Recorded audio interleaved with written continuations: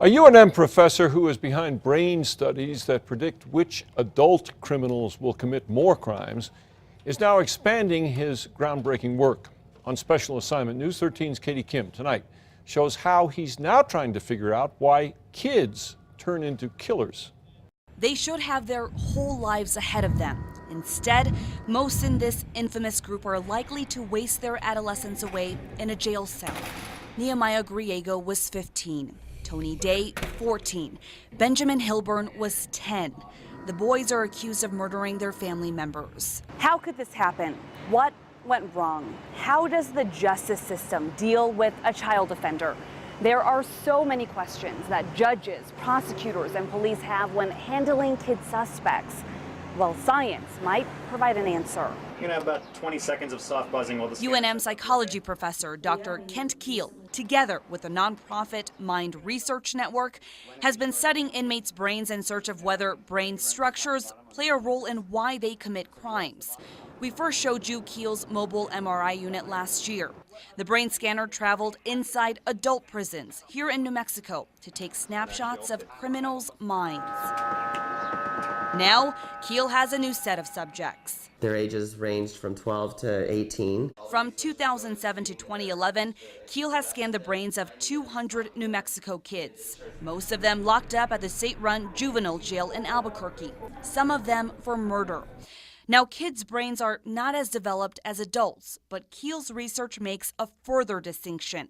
Overwhelmingly, he found the brains of kids who kill are different. There is this less gray matter in the kids that committed homicide versus the kids that didn't. That gray matter, it keeps our emotions in check and governs our decision-making and self-control.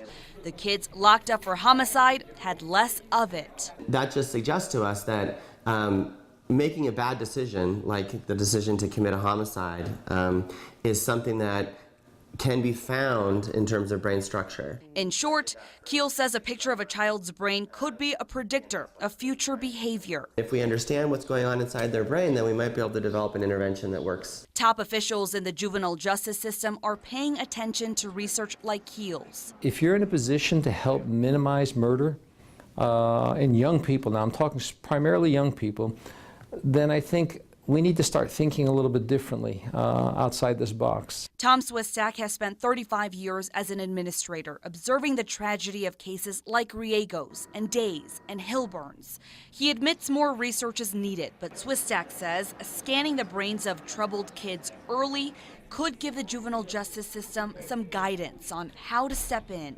This kind of information is critical when we start to look at new tools, new treatment measures, new medications that might even help. That might include more supervision for kids whose brains show they're at a higher risk for violence and less restrictive alternatives than jail for lower risk kids.